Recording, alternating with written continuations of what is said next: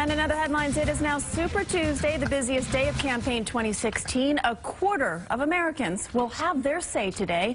Democratic Hillary Clinton and Republican Donald Trump see an opportunity to pull away from their rivals. CBS 2's political reporter Marcia Kramer has the latest.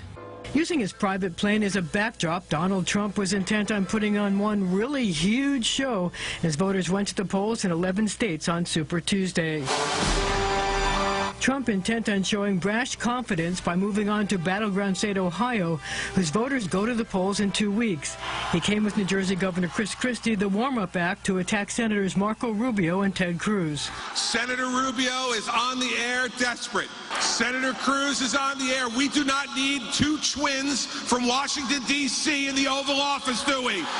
With the new CNN poll showing Trump dominating his rivals with 49% of the Republican primary voters nationally, Rubio and Cruz are desperate to stop the Trump juggernaut. I believe it would be an enormous mistake to nominate Donald Trump. What I know is we're going to get a lot of delegates tonight. Rubio and Trump continue to tangle over the Florida senator's decision to question Trump's manhood. Have you seen his hands? They're like this. And you know what they say about men with small hands? Today, Trump finally responded. He said I had small hands. Actually, I'm 6'3", not 6'2", but he said I had small hands. They're not small, are they? I never heard that one before.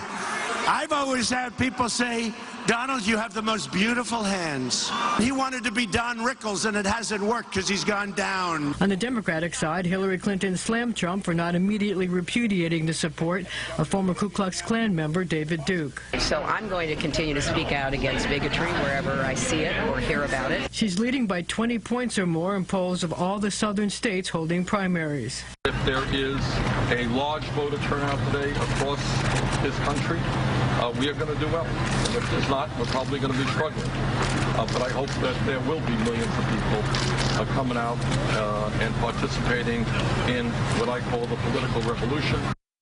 Well, even if the polls are right and Donald Trump and Hillary Clinton prevail today, it's not the end of the story. Trump still has to win over the GOP establishment.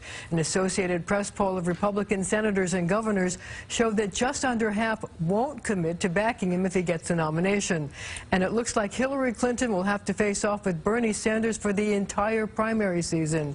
He raised $41 million last month.